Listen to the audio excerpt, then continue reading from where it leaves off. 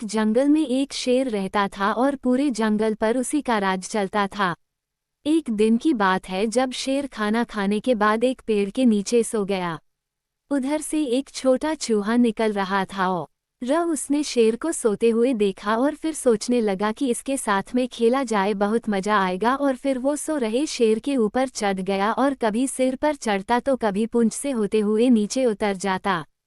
अचानक शेर की नींद खुल और वो दहाड़ने लगा। ये देख चूहा भागने का कोशिश किया, लेकिन शेर ने अपने पंजों से उसे पकड़ लिया और फिर अपना बड़ा सा मुंह खोलकर चूहे को निगलने के लिए आगे बढ़ा। लेकिन चूहा जोर जोर से रोने लगा और शेर के सा मने गिराते हुए बोला, हे जंगल के राजा, मुझे ना खाओ, मेरे से गलती हो गई, अब मैं आपको कभी परेशान नहीं करूंगा और समय आने पर आपका मदद भी करूंगा। शेर को उस चूहे पर दया आ गई और उसने चूहे को छोड़ दिया और चूहा शेर को शुक्रिया बोलकर चला गया। कुछ दिन बीता और एक बार वो शेर कुछ शिकारियों के जाल में धोखे से फंस गया। शिकारियों ने शेर को जाल में कसकर उसे चिड़ियाघर ले जाने के लिए गाड़ी लेने घर चले गए और शेर दहाड़ता रहा। शेर की दहाड़ दूर दूर तक जा रही थी। फिर चूहे के कान में उसका दहाड़ गूंजा। चूहा का कान खड़ा हो गया और चूहे को लगने लगा कि शेर मुश्किल में है, हमें उसका मदद करना चाहिए।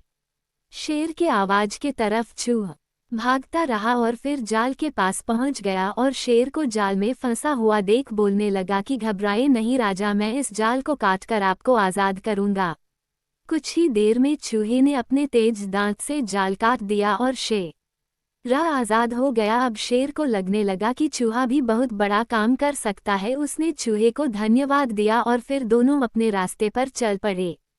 इस कहानी से हमें यही सीख मिलती है कि किसी को भी कमजोर एवं छोटा नहीं समझना चाहिए, क्योंकि वो भविष्य में कभी भी आपके बड़ा काम आ सकता है।